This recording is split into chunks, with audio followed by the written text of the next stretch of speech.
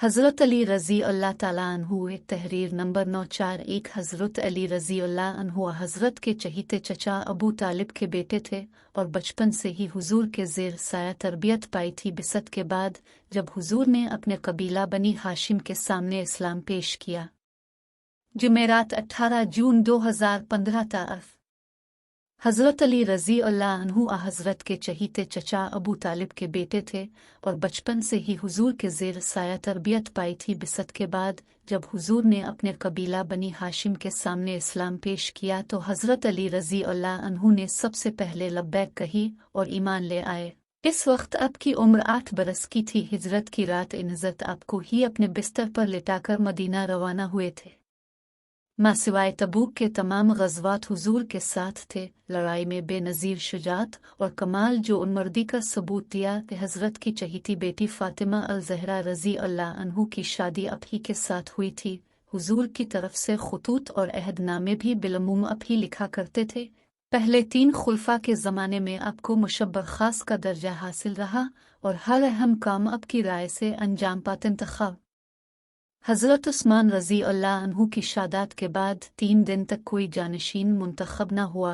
हर तरफ बागियों का जोर था और मदीना में अजीब अफरा तफरी मची हुई थी। इंतज़ाम बहाल करने के लिए ज़रूरी था कि फ़ौरी तौर पर खलीफा का अलिफ इंतखाब किया जाए। इसलिए अंसार साजिद बुज़ुर्गों ने इकट्ठे होकर हज़रत अली रज़ी अल्लाह अन्हु से दरख्वास्त की कि वो खिलाफत का ओहदा कबूल करें।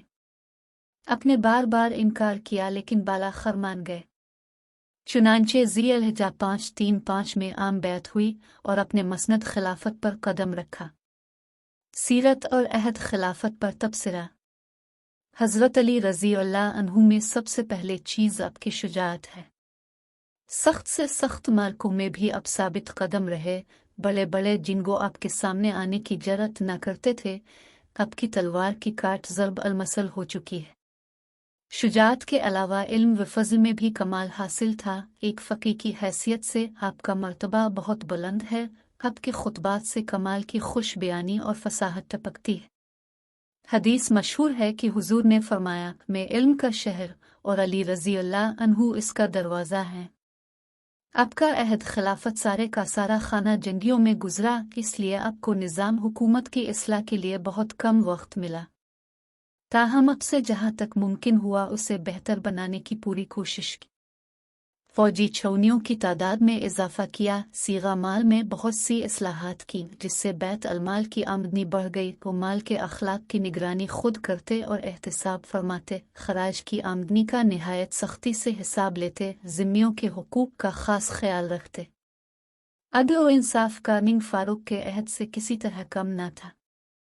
महकसे पुलिस जिसकी बुनियाद हज़रत उमर रज़ी अल्लाह अन्हु ने रखी थी, इसकी तकमील भी हज़रत अली रज़ी अल्लाह अन्हु के ज़माने में हुई और एक बाकायदा पुलिस के दस्ता का क़याम अमल में आया जिसे शर्ताहा कहते थे।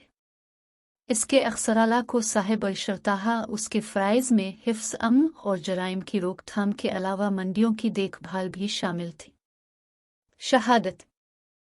खारजी नारवान की शिकस्त के बाद खामोश न बैठे थे। उनके 3 जानबारों ने फैसला किया कि एक दिन मुकर्रर करके हज़रत अली रज़ी अल्लाह अन्हु, अमीर मुआविया रज़ी अल्लाह अन्हु और अमरो बिन अलास रज़ी अल्लाह अन्हु वाले मिस्र को कत्ल कर दिया जाए।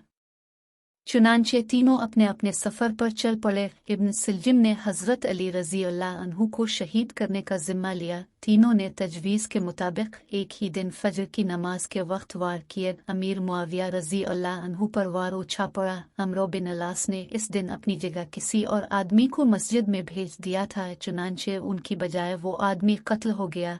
लेकिन हज़रत अली रज़ी अल्लाह अन्हु को जहर आलूद खंजर का कारी ज़ख्म लगा, जिसके बाइस हमला के तीसरे रोज़ यानी 20 रमज़ान 24 रमज़ान को रहलत फरमा गए। इंतकाल से पहले ताकीद की कि मेरे क़िसास में सिर्फ कातिल ही को कत्ल किया जाए, किसी और मुसलमान का खून न बहाया जाए।